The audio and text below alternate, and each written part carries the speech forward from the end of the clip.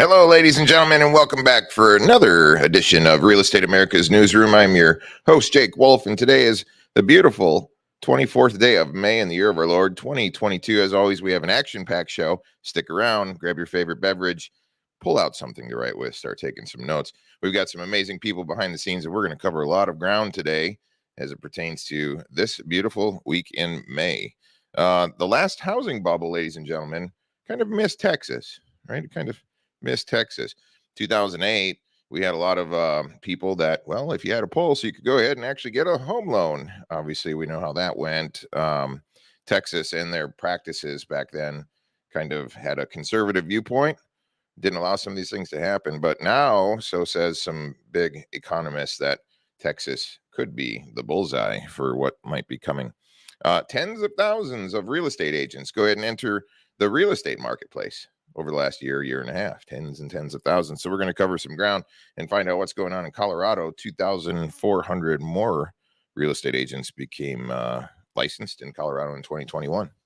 The housing market is heading for a setback. We're going to find out. We're going to talk with Mr. Tim Parnell, and Kirk Jaffe joins back the show, and we'll roundtable with a whole bunch of folks. And as always, we're going to go ahead and get some mortgage news, ladies and gentlemen. What's happening in this week of May in the mortgage world and what you can expect. And there's an interesting thing that's happening right now. You should probably know about it. If you are going to be signing the dotted line with a new home construction builder in your area, what is this little thing called an escalation clause? What does that mean for you? And what might change in that deal? So before I get started, I'm going to go ahead and introduce one of my co-hosts, Mr. Tim Parnell. How are you doing today, sir? Jake, it is good to be here. I'm doing great. Outstanding. Well, thank you very much. We're Nicholas today. That's kind of funny, right? We are Nicholas, yes. Yeah, he's actually out doing real estate, showing a home right now, ladies and gentlemen. So Mr. Tim is going to co-host the Real Estate America's Newsroom with me. And interestingly enough, we have a lot to talk about. And Texas is back in the news. Got a lot going on, man. A lot going on. I'm looking forward to commenting on that. 2,400 agents there in Colorado. Somebody must have told them real estate was easy. That's probably what happened. Well, I'll tell you what, during the pandemic, there was a lot of change, right? In people's job situations, everybody was kind of coming home. Some people lost their job. Some people were thinking, well, maybe I should go ahead and get a real estate license to subsidize my income. Maybe I can get lucky. Maybe I can go ahead and get a commission. So now we see a lot of additional real estate professionals hanging out in the industry. So we're going to spin through that and find out what's going on. Yep, that'll be a fun one. Hey, Tim, why should people go ahead and watch us here at Real Estate America News? Jake, this is where we get all of the content coast to coast, north to south on anything to do with real estate and the truth of it all. This is where you come to just get the nitty gritty. Outstanding. Ladies and gentlemen, today we are broadcasting on the REU Nation Network. And if you don't know what REU Nation is, go over and check it out. REUNation.com. Real Estate America News has got this super cool news page over there where you guys can go ahead and see and catch up on all the latest episodes. Also, if you have some hot insider news, would like to go ahead and be on the show, you can enter your information here, and we're going to get back in touch with you. We will reach out. You can also go ahead and get all of the show notes that we put together. If you enter your information, we email all of that stuff out to you guys every single time we go into the post show.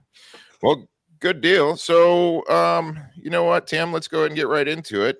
Let's do it. It says the last housing bubble missed Texas, now in the bullseye. Let's go ahead and bring in Mr. Kirk. I'm interested to go ahead and find out kind of what happened historically. So, Kirk, back in the mid 2000s, there was this huge thing that everybody knows happened called the housing bubble, right? And back then, people could state their income. If you had a pulse, if you could probably use one of these writing utensils and write on something, you could go ahead and get a loan. Break it down for everybody. What happened back then, and maybe what Texas did differently during that time frame to go ahead and kind of miss some of the crisis, if you would, sir. Yeah, Texas has always had more conservative underwriting for sure, especially on the non-owner occupied properties. Yep. So I think in hindsight, I'd have to say Texas probably dodged the bullet a little bit back then because there wasn't a lot of migration. Number one, you see a lot of migration right now from California and the West Coast out to the center of the country, Texas, and even the Pacific Northwest. But because of the conservative underwriting, they were able to keep the equity in the properties, not oversell to investors, and avoid that bubble. Tim, you lived right through that scenario back then. Across the nation, we used to see people, well, it was commonly kind of known, it was called like people used to drop their keys off in the mailbox, right? It was a lot of short sales were happening back then, things like that. What's the current state of affairs going on in Texas? You know, I coined that term on the show, migration bubble, and Kirk is echoing the migration factor for what's going on in Texas. I mean, for locals here, the sticker shock is real. People who would love to sell their home would have otherwise upgraded or migrated, across town, closer to grandkids, whatever the case may be. Just don't want to do it because, the sticker shock is real. And, even I will have a very real conversation with a potential buyer to say, look, I mean, it's not that now is a bad time to buy. It's just, you need to really think about how long you're going to be in this home to make sure it makes sense, because we don't know, how long this is going to be in play, or, if the home value today is the same tomorrow or next year. And so, if the buyer's there for the long-term play, they're probably going to be fine. But at the same time, we do recognize that the influx is coming to Texas, especially North Texas, with the jobs happening here. So I really don't know how this all turns out, but the reality is the prices are absolutely real, and that they're going up, and people are feeling it. The locals are feeling it, and it doesn't seem like it's slowing down too much.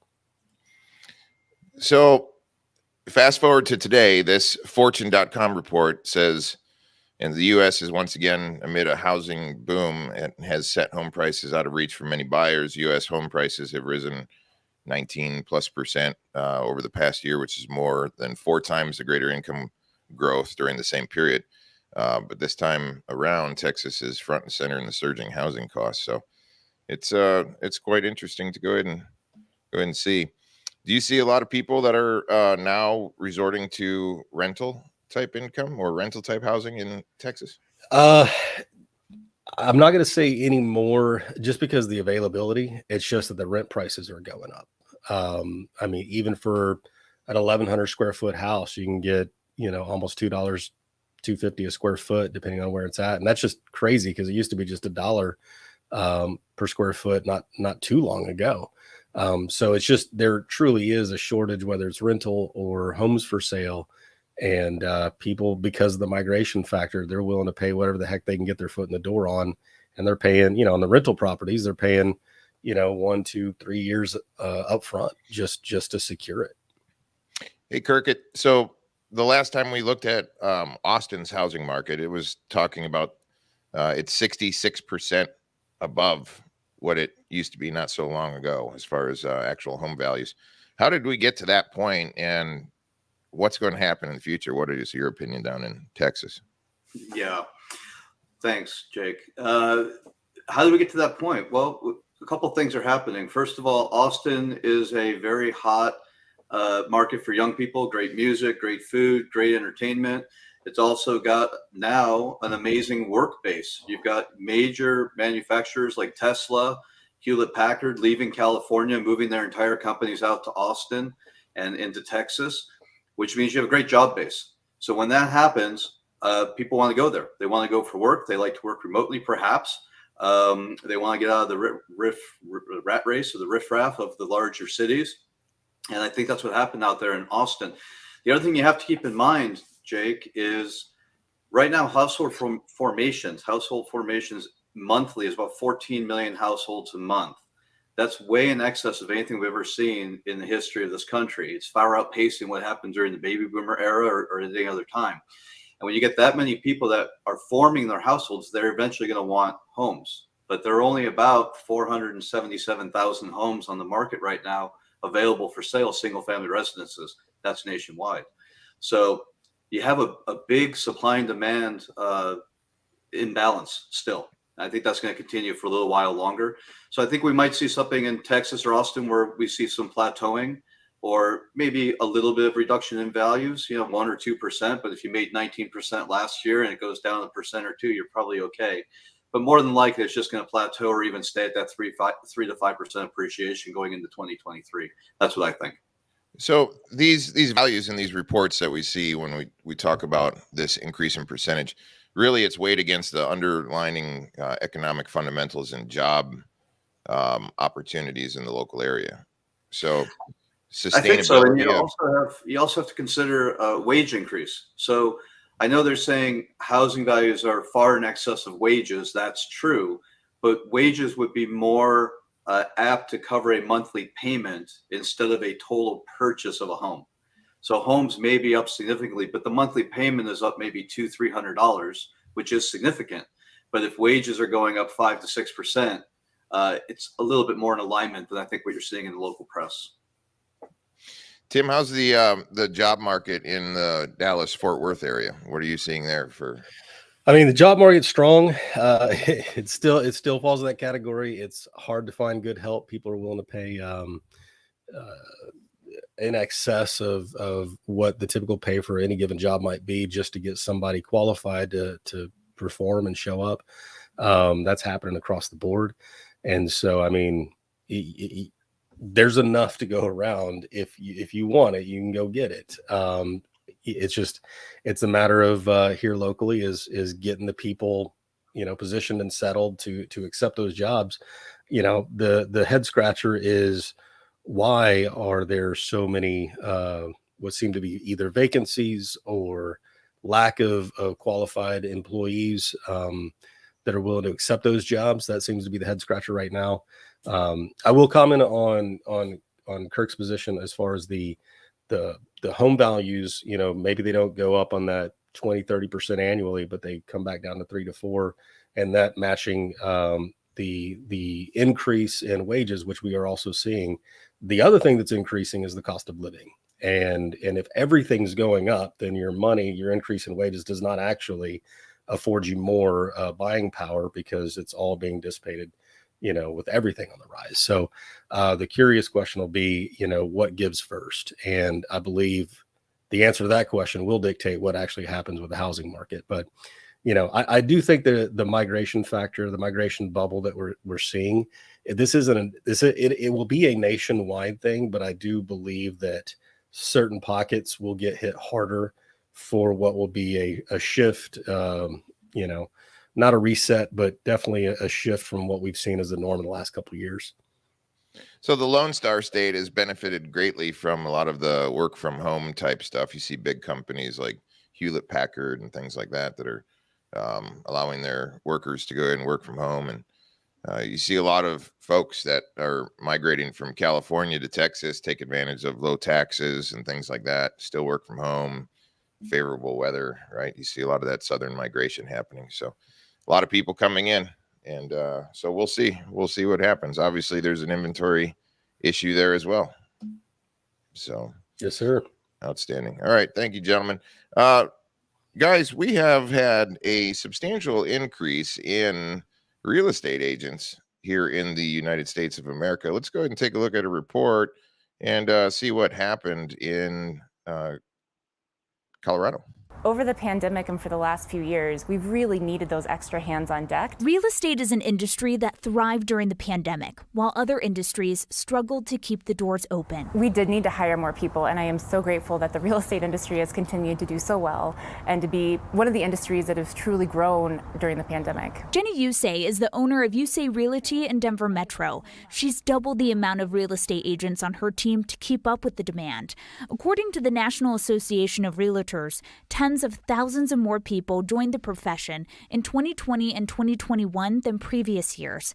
Colorado got an additional 2,000 real estate agents last year, the biggest jump in a decade. The speed of the markets really encouraged agents to be able to act faster on behalf of their clients and to negotiate those offers on behalf of sellers. To act fast, her agency also hired staff who only write offers because there's no time to wait when homes stay on the market for one weekend. During the pandemic, we had agents that needed assistance right away on the weekends because they were showing houses and then not able to write offers on them because they couldn't get back to a computer. computer in time. Inventory is really, really low. Yet Jenny says she needed to hire more agents just so someone was available to show a buyer a house at any time. 7 days a week, because when that right house comes on the market, we need someone able to show the client right away. As the housing market became more competitive, the industry felt the pressure too. So we've needed more staff to act as quickly as the market is asking us to. Jenny Yusei noticed she was bringing in a few people from the healthcare industry and education, which really isn't a surprise given how challenging it was to work in those fields during the pandemic. Certainly not, but I mean, real estate's got to be so tough too. I can't imagine that's a simpler industry to enter into these days. It's the hours. They do have a more flexible schedule, but when you have low inventory and you have a lot more realtors, that's a lot more competition within that industry. Absolutely. Okay, Kelly, thank you for your reporting. Tens and tens of thousands of additional licensed real estate agents coming into the marketplace, gentlemen. All right. Highly competitive. We all know what's going on in the industry. Chris, break this down for us. So if somebody wants to become a real estate agent, they do what? And it's great. They can go ahead and sell homes and run around with buyers. Break this down. Why did so many people go ahead and come into the industry here in the last couple of years? Well, everybody could sell a home, right? Because as a real estate agent, you don't have, I mean, my real estate agent doesn't do anything. I just saw him show up at the closing table, right? Many people have had bad experiences with real estate agents. So they think, when COVID hit, people lost their jobs. It was an easy way and an easy cost-effective way to get a license with the state. And then essentially you're legally able to sell real estate. Well, there's a lot more involved with that. And, this report, I had to giggle when you sent it to me earlier, because in Florida, we've had an average of 8,000 licensed real estate agents a month. And that trend has went all the way back to 2021. So the competitive nature here in Florida is even, 4 or 5 times that. But there's also the fallout, right? It's the turnover rate, because you think you can do it and then you can't because you fail, or you don't make the relationships to be successful. And I'll even, I got my license in 2021. I was in kind of the same boat, but luckily I built relationships, and that's really the biggest key, and had done a lot of it in the past. So it was a way for me to be able to go and serve people. But, the rollover rate is just ridiculous because of that. Not everybody can do what we do. Tony, break it down for us. How much time you got? Bring it. Wow. Okay. So when the police pull you over in California, they don't ask you for a driver's license. They ask you for your realtor license. They go, "What do you mean my realtor license?" And the cop goes, "Well, not everybody has a driver's license." So that being said, let's be honest, folks. In my opinion and the opinion of my peers, the barrier to entry to pass that test, it could be done. It's everything else, the other 99% that happens after getting that license. So when I hear about Colorado with 21,000 agents, I think, wow, there's 20,000 people who are going to dive into this and probably fail. It's like lawyers and doctors and accountants and any other serious profession, that if you're good at what you do and you get there, fantastic. But with real estate, there's so much variables out there in learning your craft and just partially having the personality and the inner joy of what you do in talking with people and genuinely taking care of them, as opposed to chasing the check, which there are some businesses out there that do that. But in real estate, there are so many ungoverned variables as well as governed variables with laws and ethics. And some of those people, work the system, try to, rack up that money, probably for the wrong reasons. And yeah, there's plenty of good agents. My concern about hearing about 21,000 Colorado agents is, I hope that doesn't, make other people suddenly go clamoring for a real estate license, because this business, it is difficult, but when you know what you're doing and you care and you know how to talk with people and genuinely take care of them, that part's easy. The hard part is the scary part, where you don't really know when you're going to have money, because technically you're unemployed until you close a deal, then you're unemployed again. And not everybody can handle that. It's a lot of strange stresses, and there are so many variables to this. I can just summarize my thought on this one topic to say, to people who are looking to hire an agent, you're going to really want to have your eyes open and talk to several different agents. Even though you like one, talk to 4, 5, or 6 others, and hopefully you have a better sense of somebody who's really working this business by taking good care of people and not just getting a license to get a check, because believe me, there's a lot that could go wrong and you need a pro that can handle it, because it's a huge responsibility. $800,000? Yeah. $1 million? Yeah, that's a lot of money. And there's a lot that can go wrong. So I'm very passionate. I'm trying to bite my tongue right now about how people, like Chris said, people think we just show up. You know what? There's 18 to 24 documents of multiple pages in English that I read and know. And there's a lot out there who don't, and some that do. But man, it just goes really deep. So folks, be careful who you hire. I'm not saying me. Be careful who you work with, and take your time and pick somebody seriously. Paul, when people get pulled over in North Carolina, are they checking for real estate licenses as well? I think they're going to start. We have in the triad alone, we have 7,300 real estate agents, current homes on the market, 1,500 homes on the market. Ooh. So, and they're pumping them out. And when I got my real estate license, Jake, you'll appreciate this. There was a woman from Fort Bragg, North Carolina, and she's military. She said this test to get your real estate license in North Carolina was harder than the test for the Apache helicopters. Oh, yeah. And it is a hard state to get your license in this state. And I'm sure it is for many other states. I'm not sure. But the fact of the matter is, ladies and gentlemen, 87% of real estate agents fail. And they fail at least, yes. And two skills that a real estate agent should have that a lot of them don't even look into. We need to have marketing and negotiation skills. And a lot of them think, I just get my license and sell homes. No, you don't. As a matter of fact, buying a home is a very emotional process, and you got to be able to handle people's emotions. And then you got to be able to take out the emotion, look at what's going on, and then communicate it with the buyer, the seller, the listing agent, / buyer's agent, the lender, the closing attorney, the inspectors. You have to connect yourself with all these people. And I think it's just underrated. I grew up on a farm, so I think real estate's a lot like this. When you need water, you have to go to the well. You need to take some water. You have to pour it in, and then you have to pump and pump and pump some more before the water starts coming out. And the water's the money. You need to come in with money to get a lot of money out of it, and it takes time. Interesting. Chris, I see you shaking your head over there. What are some of your thoughts on this? Well, I don't know if it's the right tactic. I tend to do things way outside the box with pretty much every real estate transaction. But when I meet somebody or I do a discovery call, one of my first lines, I tell one of my clients, I hate real estate agents. And they kind of sit back and no, but really, and they kind of sit back then I bring them back and I say, how many times have you used the same real estate agent for your different transaction?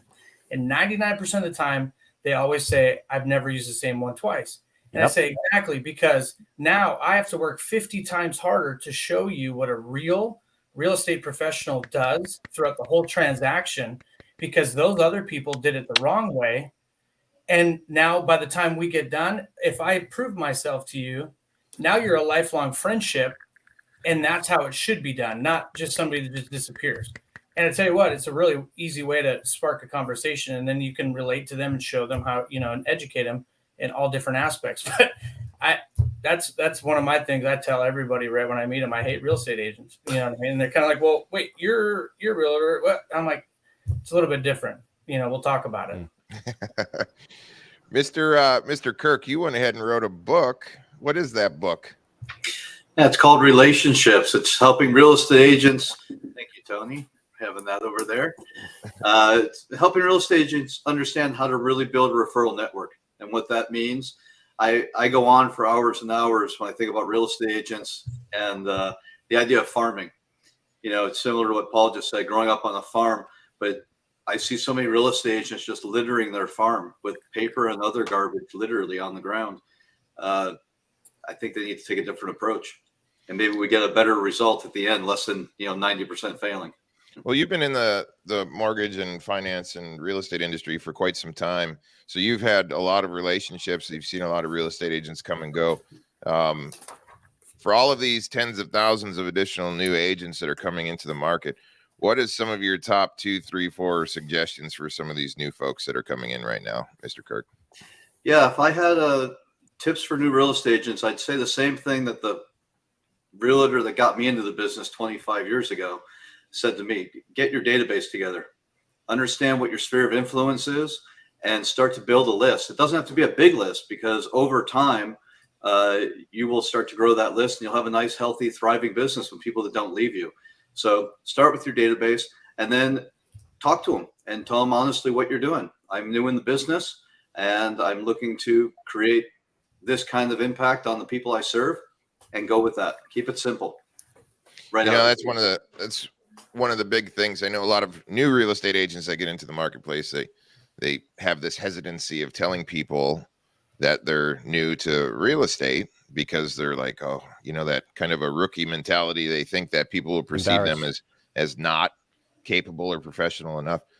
I say quite the opposite. I say, hey, you know what? You are brand new to real estate. You just got your license. You're going through all of these different things. Let the world know you're a professional. So turn it around. Chris, when you first started in the real estate space, what were some of your struggles? I didn't do any transactions for the first 6 months, because anybody can go out there and screw up a transaction. My focus was I wanted to study the contracts and I wanted to build relationships with people around me that could support my clients the same way I did. So I built a whole network of people, from everyone from law firms, title, inspection companies, lenders, anyone that's going to have any business in the transaction. And then from that point, I had a good support network. And then I felt comfortable that no matter what, I could support my client as a 40-year agent, or, you know, my very first transaction. And it's proved itself. And from there, it also creates a referral network too. Tony, what were some of your struggles when you first got into the real estate space? Knowing what steps or procedures you generally need in general opportunities. And what I mean by that is, after you get your license, almost every big brokerage has a training program or a mentorship thing where you follow people along and learn the ropes along the way. So initially, as an ex-scientist, it probably wasn't as hard for me to try to find some organized structure and how this whole plays out under normal circumstances, under normal deals without problems. But I think for a lot of people, and myself, trying to see how you go from putting on a suit and going to an open house to talking to people, to know what you're talking about, to understand the contracts, and then what do you do next all the way to close. So while we have all this training and preparation to take the test, there is some structure to it. After the license, there is almost no structure. And all these big brands, for example, they do try, I'll give them credit, they do try to put in some kind of structure on how to learn how to run and work the business. And unfortunately, Jake, like what you were saying a second ago, it's going to depend on the person, because some people are so embarrassed with an uncertainty that they don't believe doing door knocking or calls is going to work. And there are some people that say, I don't care, they'll just do it anyway. And there's, they start cutting their teeth on it. So now I look back after 16 years, I believe I have a reasonable structure from start to finish. And I think that's what was hard for me in the beginning. And it was definitely hard for a lot of people around me. So while I helped people around me by giving and helping, it reinforced my understanding better to try to learn even more, and the cycle repeats. In this business, there is a lot of me, I got this, I'm going to be number one. Okay, fine. But when you find that you generally help people around you, it's like study hall, study groups in college. It's what you do as a group after school that you learn so much more. In real estate, for me, that path worked because I had a few friends where we got together and coached each other and helped each other out while also checking with our mentors. But in summary, there isn't really a nice structure. Like when you're a doctor, there's a lot of structure from day one until you graduate and afterward. In real estate, it's only the first 10%. The rest of it, you're trying to figure it out and assuming you understand. Thank you, Mr. Tony. So, Paul, that was a mouthful. Tony likes to.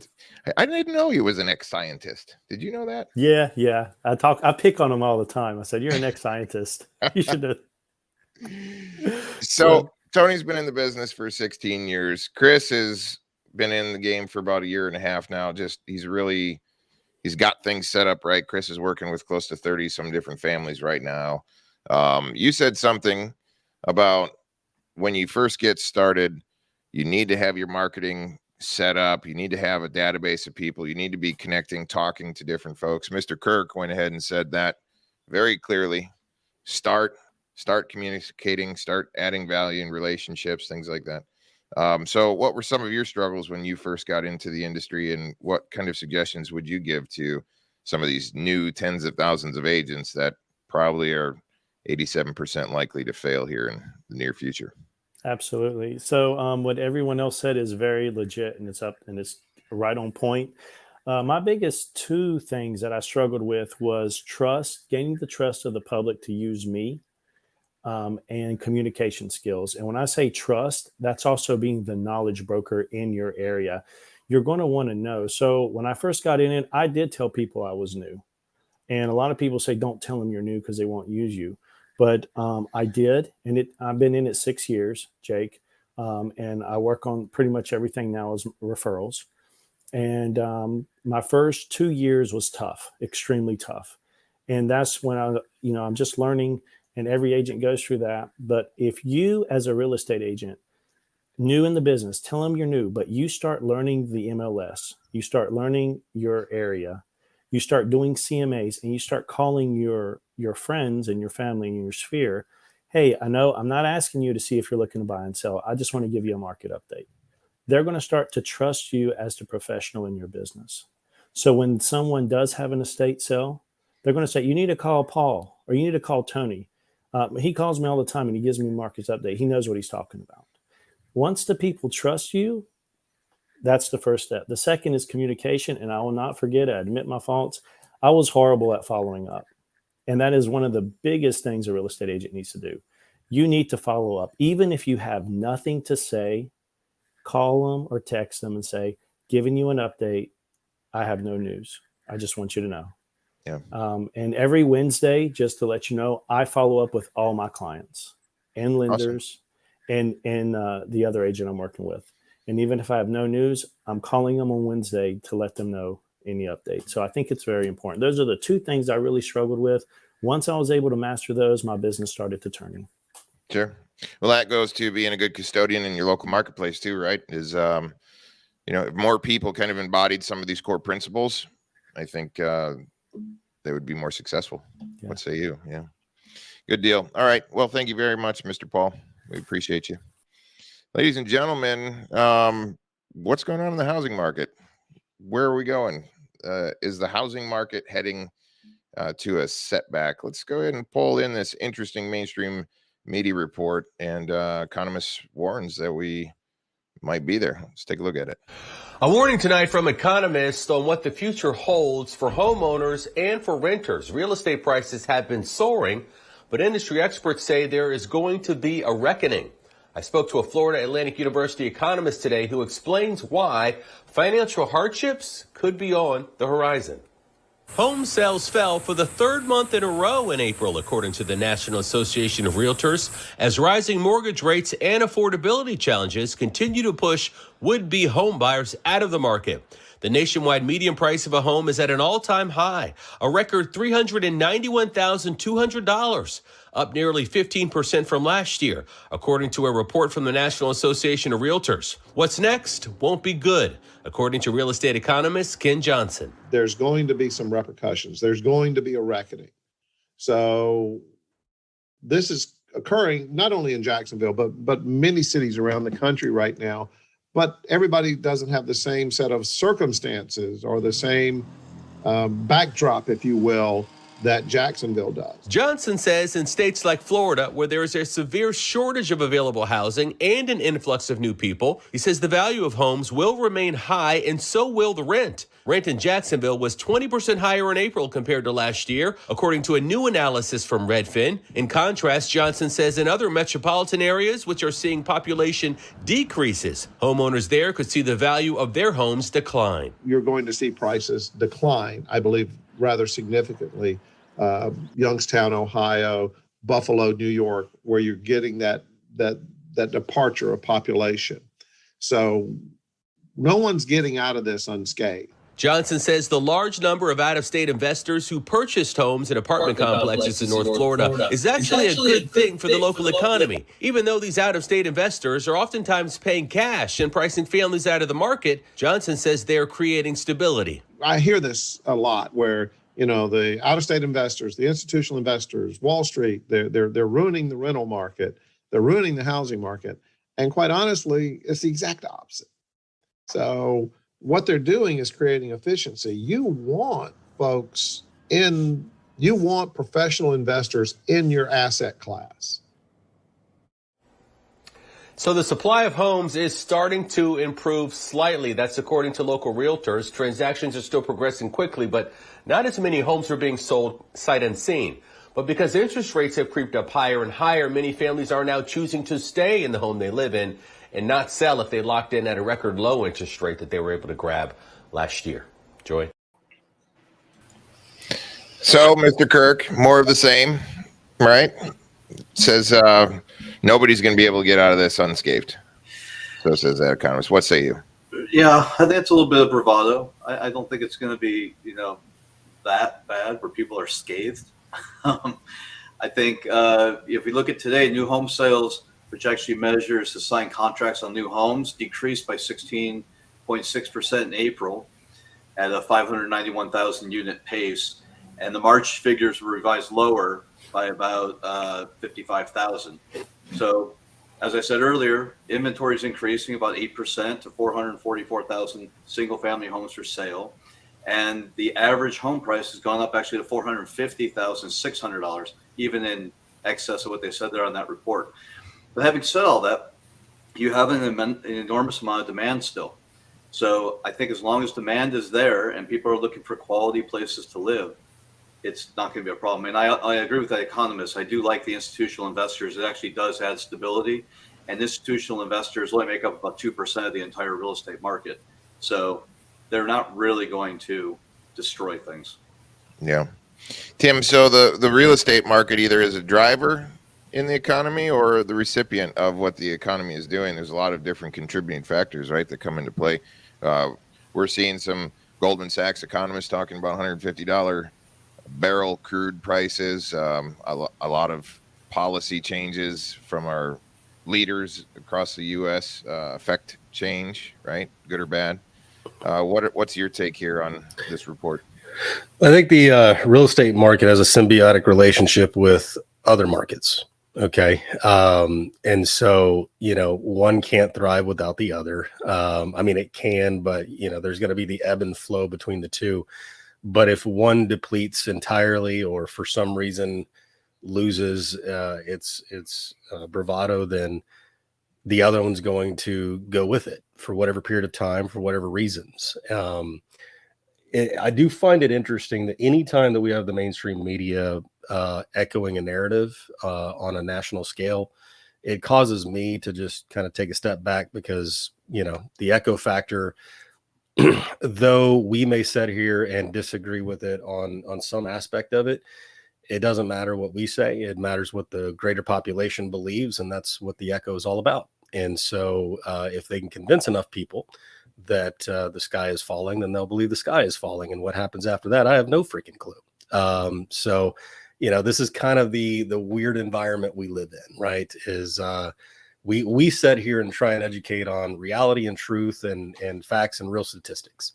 And at the moment, though this will change, we have a small group as compared to the national media as far as the influence we have. But nonetheless, they have the influence. People are listening. People think that the sky is falling.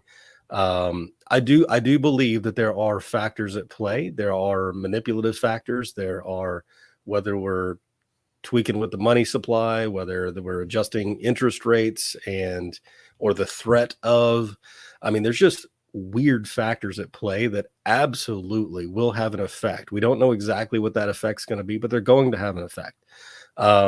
The housing market in and of itself, in an isolated analysis, does not suggest that it has any downturn in the future, right? But that's why I'm not looking at the housing market by itself. I'm looking at everything else, and everything else suggests that there are just factors that we can't predict at the moment, but seem to be at play. That's all I'm going to say without going any deeper on that.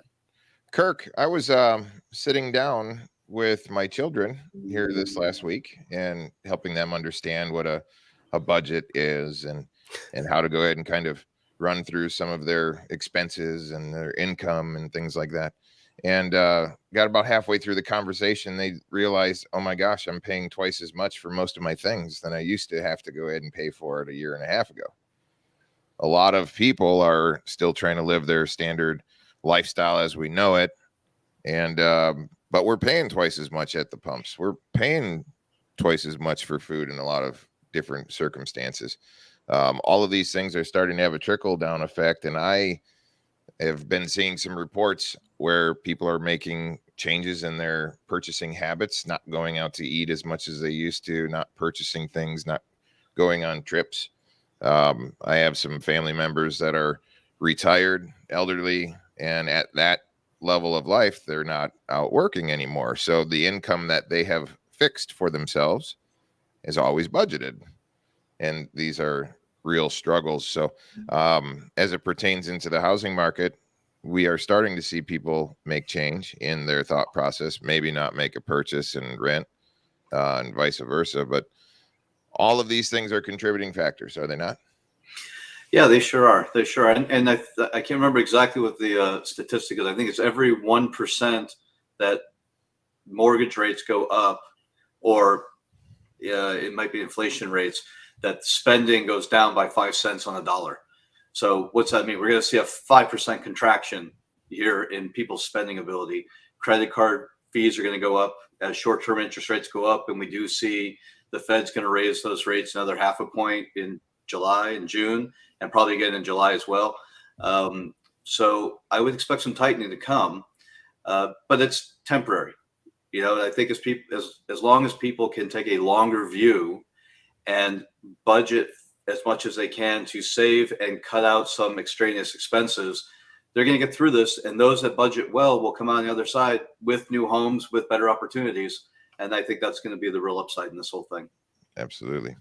Mr. Chris Manka, you're in a unique housing market in Florida. A lot of people are coming to the state, and inventory is, new home builders are building like crazy. How fast are houses going on and off the marketplace right now in your neck of the woods? And what do you feel in regards to this housing report? Well, it's not new news that there's over 1,000 people a day moving to Florida, and currently there's only 39,000 active listings in the whole state. So it's pretty easy to identify that there's a huge supply and demand issue here, and which is essentially raising market, prices on homes. And with that, the average, everybody always thinks, the average sale transaction time on market is 30 days. It's kind of what everybody always says. But here, if you are on the market for over a week, people are like, oh, I've had buyers, well, why is it on the market for a week? What's wrong with the house? And I'm just like, oh my God, everybody's whole mindset now is changing to what it was, a couple of years ago in regards to listings. So, the supply and demand here in Florida, I think is going to stay. Sure, it's going to hit a little bit of a market correction, with the interest rates and everything like that. But until people just, stop moving to Florida, I don't see the home prices stopping. There's going to be local micro markets that are going to cap out, I believe. And especially in my area. But then you just identify and you work your clients to the one that they can actually get a better equity position in the short term, because where that demand is moving to. I see your state Senate and House is meeting, really concerned about housing affordability in the state, and prices are increasing dramatically. Inventory is low, so looks like the government's going to be getting involved in some regard. It'll be interesting to find out what they say and do. Yeah, if you look at what a general, the overall, I guess, society is making per hour, and now you look at what even just the rent prices are. I look at it and I'm like, man, I don't even know how people are affording, the home prices, because they're getting pushed out. And then what that does is then it jacks up the rent. And then you're like, well, how in the world are these people paying the rent prices? So something has to happen, and something has to equalize here. Everybody, can sit here and pretend that they know what the crystal ball is going to say, but I don't see the home. What I say in Florida is Florida's the new California. You know, when the housing boom hit California, you can even look at it. Everybody's leaving California. Well, the home prices aren't dropping. Well, that one I think is going to have a bigger impact there as far as a market correction than here. But I don't see the housing market here, you know, crashing per se, because it's harder to get a loan, and that's really the basis of it. Yep. Thank you, Chris. Paul, you said something on social media the other day that I really liked. You said 2022, no breaks. 2022, no breaks. And that really resonated with me. I kept thinking about it. I'm like, you know what? I think the rest of our American citizens, we, in a crisis like this, where we have an economic imbalance or we have wages that are unstable, I think everybody needs to go ahead and get to work. And some of the greatest moments of the history of our country, when our American citizenry go ahead and actually laces up their boots hard and gets to work and doubles down, we definitely come out of it on the winning side of things. So what say you regarding this report? I think that I agree a lot with Chris, what he just said. And I already now I know 2 families that left Florida and came back to North Carolina because they can afford Florida. And I don't know what's going to happen, but right now we have 51 new listings in my MLS, and we have 90 pending. And it's you know, it's starting to slow back down. I don't think it's becoming as equal. We do have a lot of jobs coming over here, and maybe with the new jobs, they're going to be higher pay, so people can afford these higher houses. I'm a little hesitant. I don't see North Carolina slowing down much. Yeah. I believe the no breaks, you know, I think anyone out there, if you work hard and you believe in yourself and you really go at it, you will come out on top. And sometimes you'll start at point A, but you'll finish at point B up here. And from here, you're like, how did I get here? But because you work, other opportunities come to your life. And so So 2022, no breaks. No breaks, sir. No breaks. Right. We go strong. We go Good strong. Deal. Charge hard. And take the risk, people. Don't be scared to take the risk, because if you don't take the risk, you'll be working for someone who did take the risk. There you go. All right. Thank you, Mr. Paul. Ladies and gentlemen, we're going to get into a new segment here, and it's called The Mortgage Corner with Kirk Jaffe. Let's go ahead and bring in Mr. Kirk. We'll go ahead and get a update on what's going on in the mortgage side of the house and where we were at last week, what's happening this week, where are we going? Kirk, fill us all in. You got it, Jake. You got it. Well, you mentioned earlier on the show that you saw a dip in mortgage rates this week, and that was directly correlated with, we broke through some ceilings in our technical analysis. So the mortgage-backed securities did pass through their 25-day moving average, which is important because as mortgage-backed securities move up, rates move down. So that is an inverse relationship. On the other side, the 10-year Treasury, which was floating around 3%, is now down to about 2.72. So that is more of a direct correlation. When you see the U.S. Treasuries going down, the 10-year note going down, mortgage rates generally come down as well. One doesn't impact the other, but it's an indicator. So you can kind of follow that as a consumer. Underwriting continues to be tough, and it will continue to be tough, mostly because they're starting to pull out some new products. They're not new products, they're old products that no one's used for a while. 5-year ARM loans, 10-year ARM loans, 15-year mortgages, things that underwriters just haven't looked at in the last 3 to 5 years because everyone's been on the 30-year fixed craze as rates have gone down consistently over that period of time. So I think you're going to start seeing some new products. I think you're going to want to start looking at paying as few points as you can today, because when we get through this recessionary period, historically, mortgage rates come back down. So they raise short-term interest rates at the Federal Reserve Bank. That increases the mortgage rates, and then they have to start bringing those rates down to rebalance the economy, and you're going to see those mortgage rates come down. So don't pay too much. Rates are still looking good at, between 5 and 5.25%. Historical average in this country is 7 to 8% for mortgage rates, so we're still well below historical average. But make sure that you're watching that affordability piece, and don't be afraid to use an ARM. They're not like they used to be with teaser rates and things like that. Those were products that government primarily promoted back in 2006 to get more people into homes. That's not the case today. There's a lot of equity, $27 trillion of equity in the housing market in the United States right now, and mortgages are solid. So talk to us about the adjustable rate mortgage, what it was during the mid 2000s, what kind of hit that button. A lot of people couldn't even afford their stuff or their mortgage as it was when they went in and got into it, and then it adjusted and fixed at a higher rate, which was a big driver in the housing market crash. And what's the difference in the product right now? Yeah, the difference is not so much in that I think the advisors and the banks are much more knowledgeable how to educate the public on how to use those products. Before, it was a function, when I talk to my clients anyways, it was a function of the consumer telling me that they wanted the product so they could afford it today. And I would push back. And I always say, well, let's see how you're going to exit. How long are you going to stay in the home? You want to be in this home for 3 years, 7 years, 10 years, 15 years. That's going to determine the type of mortgage product you might pick. Today, most people are staying in their homes for 7 years or less. They're moving around, which is ironic, right? Because everything we've talked about today, older people staying in their home, aging in place, those types of things are definitely happening.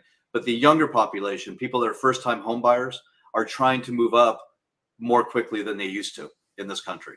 So it's not a bad time, especially if you believe and you see that the economy is in an inflationary period now and will turn at some point in the next 3 to 5 years or sooner, right? Nobody has that crystal ball, but you can look at a business cycle and see that about every 10 or 11 years, we go through a full cycle of the economy here in this country.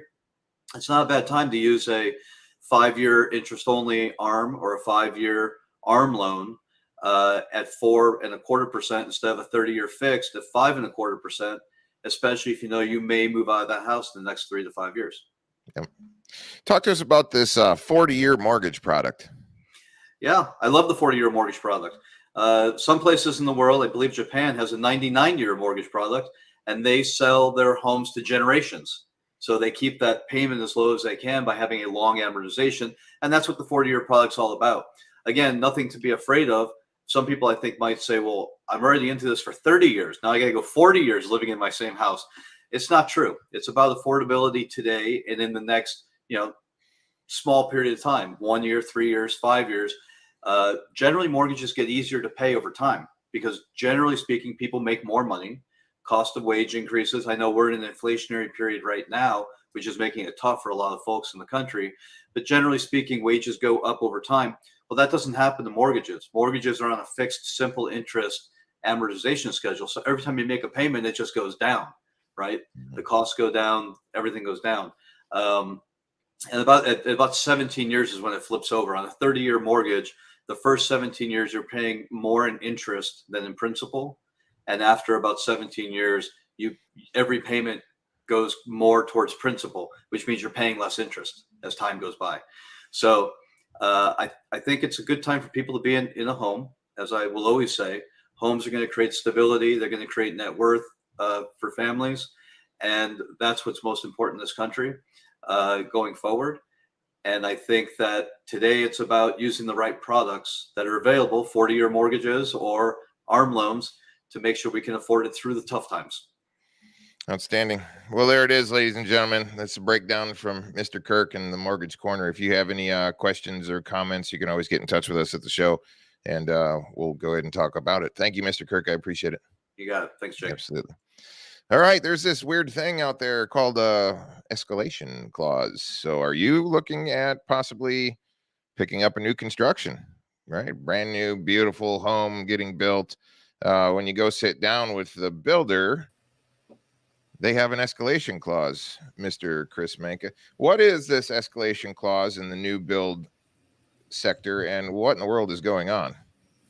Well, it wasn't real common here in the past, but it has been used by new construction builders before. But now with the market prices skyrocketing, and really at the basis of it, how they sell it is the material costs, and them not, the builder themselves not knowing what the costs are going to be in the future. It's a protection addendum for the home construction company, so that they are able to now raise that agreed purchase price that you did with your buyer up to a certain amount. And you have to be careful and make sure you read it correctly, because some of these builders don't put a cap on that, which you could essentially wait a whole year, lose out on other real estate, and then come to find out, that escalation clause may have went up 150,000, and then now you're not going to be able to get approved for it. So you really need to understand all the working bolts of those contracts, because every builder is going to have a different one of them.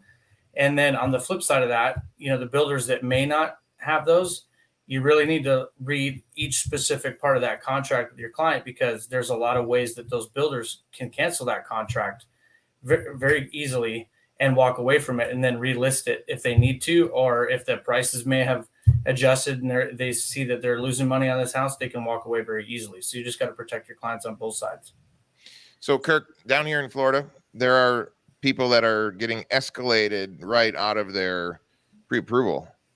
It's happening, right? So the builders are saying, all right, we've got this escalation clause. Supply just went, whatever the factors are, they're increasing the prices on these homes during the build process. And what is it? How do you even deal with that on a mortgage side of the house? You got to make sure that you're pre-approved for a certain amount, maybe start with the builder at a lower point, and hopefully he doesn't exceed what I'm pre-approved for. Yeah, it's a tough situation. I tell people in this market, let's look at your total down payment budget. So if you have $100,000 to spend on a home, we need to include some things in that besides the down payment, but also the closing costs, and also some moving expenses, and also some move-in expenses. Because once you move into a home, there's going to be more expense. You might need a washer, a dryer, refrigerator, whatever it might be, right?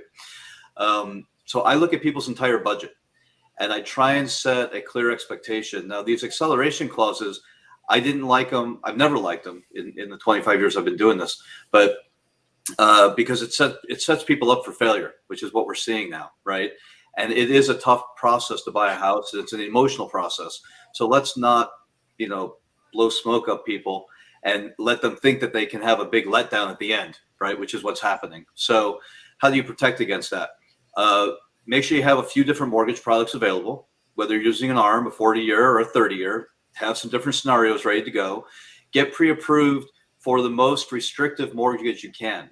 So I would tell people, get approved for a 15-year mortgage, because the payment on a 15-year mortgage is going to be 30 to 40% higher than a 30-year mortgage, but it puts that pad in place. It doesn't mean you'll use a 15-year mortgage. It means that if an acceleration clause comes out, you'll be prepared to deal with it on the number side. So I try and find a few different solutions. I try and set a reasonable expectation for the consumer.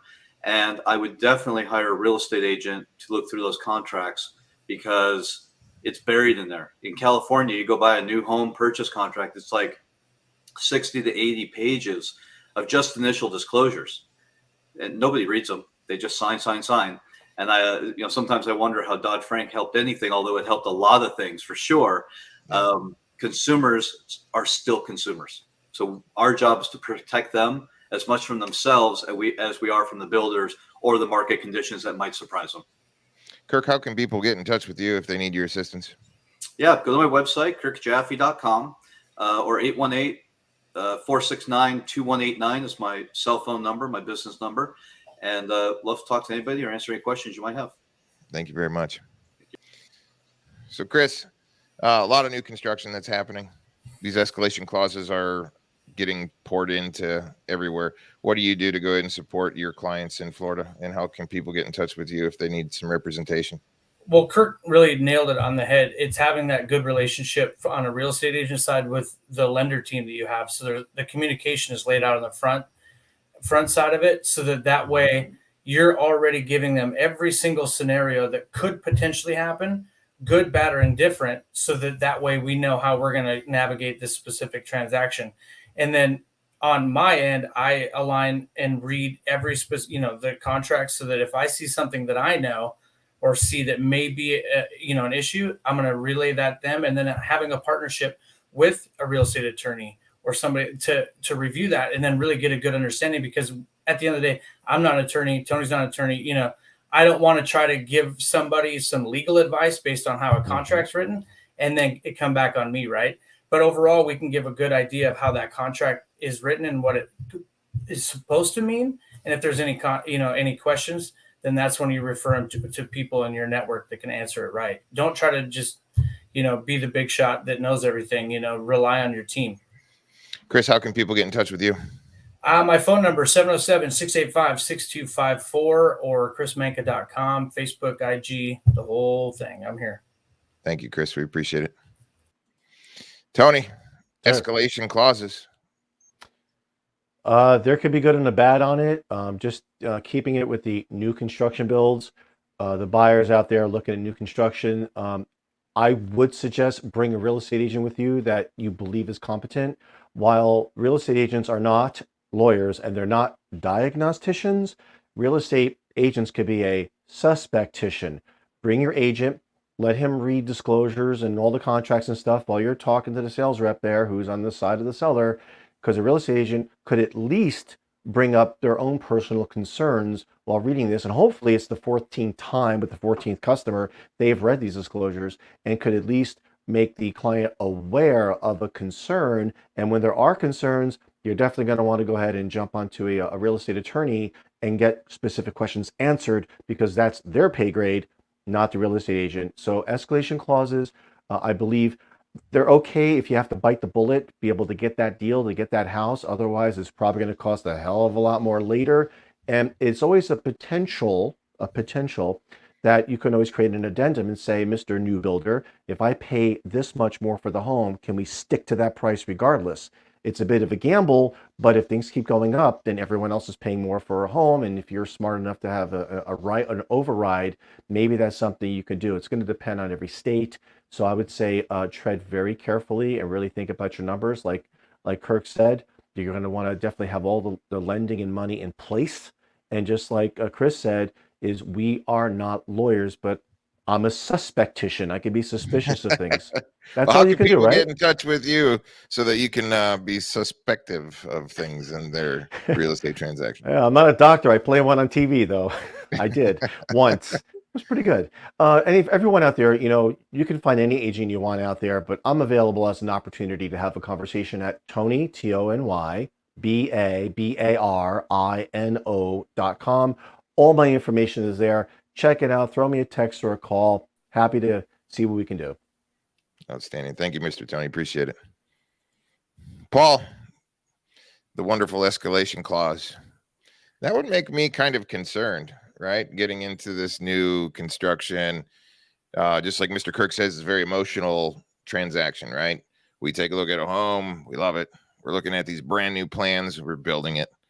We're trying to get everything in order. And there's all of these moving parts with the family and the kids and the schools and jobs and moving all of my stuff to that area. And what is the time frame that this thing is going to go ahead and get built in? And starting to talk to my family, all of these things, right? And then builder says I need to pay an extra $50,000.